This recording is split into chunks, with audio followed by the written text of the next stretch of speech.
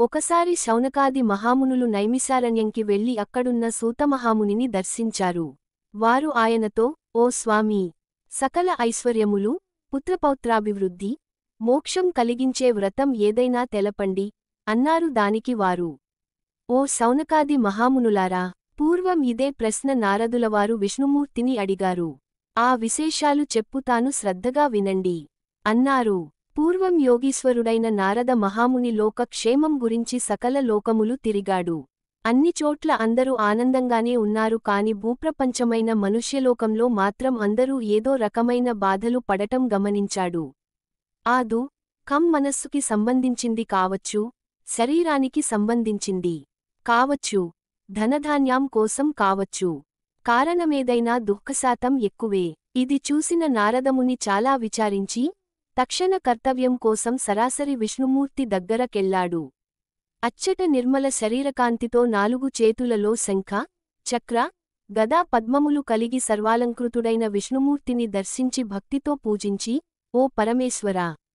నీవు అపరిమితమైన శక్తి గలవాడవు, సర్వలోకాలకు మేలు చేయగలవాడవు, భక్తుల కోర్కెలు తీర్చగలవాడవు అనగా విని, భక్తా ఏమి నీ కోరిక? అన్నాడు విష్ణుమూర్తి. దానికి నారదమహాముని, ఓ భగవంతుడా! మానవలోకంలో ప్రతి ఒక్కరూ ఏదో విధంగా బాధుడుతూనే ఉన్నారు. ఒక్కరు కూడా సంతోషంగా నాకు కనిపించలేదు. వాళ్ల కష్టాలు తీరే మార్గమే లేదా? నువ్వు తలచుకుంటే వారికి తరుణోపాయం చూపించలేవా? నామీద నీకు ఏమాత్రం దయ ఉన్నా వాళ్ల మీదకి ఆ కృపారసాన్ని విస్తరించు అన్నాడు. నారదముని యొక్క దయాగుణానికి సంతోషించి ఆ దేవదేవుడు, ఓ నారదా! లోక శ్రేయస్సుకు నువ్వు మంచి చేయదల్చుకుంటే నేనెందుకు సాయిపడను? మానవులు తలుచుకోవాలే కాని వారి కష్టం చిటికెలో తొలగిపోయే వ్రతం ఒకటి ఉంది. ఎంతో పుణ్యం కలిగించే మరియు కష్టాలని నివారించే వ్రతమొకటి ఉంది. దాని పేరు సత్యనారాయణ వ్రతము.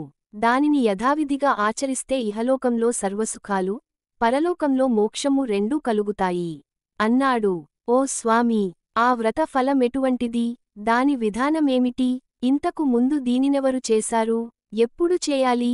ఇవన్నీ వివరంగా చెప్పండి అన్నాడు నారదుడు. అప్పుడు ఆ శ్రీహరి, దీనిని ఆషాఢంలో కాని, కార్తీక మాసంలో కాసి, మాఘమాసంలో కాని, వైశాఖంలో కాని, కా మా వై ఏకాదశి రోజు కాని, పూర్ణిమనాడు కాని, సూర్యసంక్రమణ రోజుని చేస్తే శ్రేష్టం. అలా అని ఈ రోజుల్లోనే చేయాలని లేదు. ఏ రోజన్నా, ఏ నెలలో అన్నా, ఏ సంవత్సరములోనైనా చేయవచ్చు. నెలకొకసారి చేయవచ్చు, సంవత్సరానికొకసారి చేయవచ్చు. రాజులైతే యుద్ధం ప్రారంభించే ముందు, వర్తకులైతే వ్యాపారం మొదలెట్టే ముందు కాని, ఏదైనా పని ప్రారంభించే ముందు కాని, ఆపద కలిగినప్పుడైనా, డబ్బు సమస్య ఎదురైనప్పుడైనా, ఎప్పుడైనా చేయవచ్చు. ప్రొద్దున్న లేచి, కాలకృత్యాలు తీర్చుకొని, ఈ విధంగా సంకల్పం చెప్పుకోవాలి. దేవతలందరికీ ప్రభువైన ఓ భగవంతుడా! నీ ప్రీతి కొరకు నేను సత్యనారాయణ వ్రతం చేయబోతున్నాను. ఓ లక్ష్మీపతి! నా పై ప్రసన్నుడవు కమ్ము. నీ ప్రీత్యర్థం సత్యనారాయణ వ్రతం చేయగలను. అలా అని భక్తి శ్రద్ధలతో సాయంకాలం వరకు ఉపవసించి మరల స్నానం చేసి ఈ వ్రతం మొదలు పెట్టాలి. రాత్రి కుదరని వారు ఉదయం చేయవచ్చు. పూజాగృహాన్ని శుద్ధి చేసి, పిండితో ముగ్గులు వేసి ఎచ్చట ఒక పీటపై అంచుగల కొత్త తెల్ల తువాల పరువాలి. దానిమీద బియ్యం పోసి ఒక కలశ పాత్ర, వెండి, రాగి, ఇత్తడి ఏదైనా పెట్టి దాని మీద కొబ్బరికాయ నుంచి దాని మీద రవికెలగుడ్డ ఉంచాలి. ఆ పీటపై బియ్యం మధ్యలో సత్యనారాయణస్వామి ప్రతిమను చేయించి పెట్టవలెను. అది కుదరని వారు ఫోటో పెట్టి పూజ చేయవచ్చు. సత్యనారాయణ స్వామికి పంచామృత స్నానం చేయించి మంటపముపై ఉంచాలి. వినాయకుడు, లక్ష్మీదేవి, విష్ణువు, పార్వతీ పరమేశ్వరులు, సూర్యాది సవగ్రహాలు, ఇంద్రుడు మొదలగు అష్టదిక్పాలకులు ఈ స్వామికి అంగదేవతలను ముందుగా పూజించాలి. ముందు వరుణదేవుణ్ణి, కలశాన్ని ప్రత్యేకంగా పూజించాలి. తర్వాత గణేశుడు మొదలగు పంచలోక పాలకులను 5గురిని ప్రతిష్ఠించి నిర్మల మనస్సుతో పూజించాలి. దీనికి జాతి, మత, కుల విభేదాలు లేవు.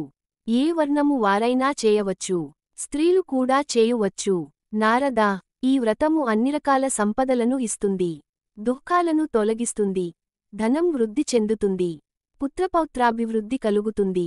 వేయేల సకల సౌభాగ్యములు కలుగుతాయి అన్నాడు. ఒక మంచి రోజు చూసి బంధుమిత్రులను పిలిచి పంచభక్ష్య పరమాన్నాలు చేసి పూలు ఫలము భక్తి శ్రద్ధలతో పూజ జరిపి బ్రాహ్మణులకు దక్షిణ తాంబూలములిచ్చి బంధుమిత్రులకు విందు భోజనాలు పెట్టి ప్రసాదము తాను తిని ఇతరులకు పెట్టాలి. ఇట్లా చేస్తే వాళ్లు కోరిన కోరికలు ఈడేరి సంతోషముగా ఉంటారు. ఈ వ్రతము విశేషముగా కలియుగములో విశేష ఫలితాన్నిస్తుంది చెందినది అని విష్ణుమూర్తి నారదునికి చెప్పినట్లు సూత మహాముని శౌనకాది మునులకు చెప్పాడు. వీడియో మీకు నచ్చినట్లయితే లైక్ చేసి షేర్ చేసి సబ్స్క్రైబ్ చేసుకోగలరు. జై శ్రీరామ్.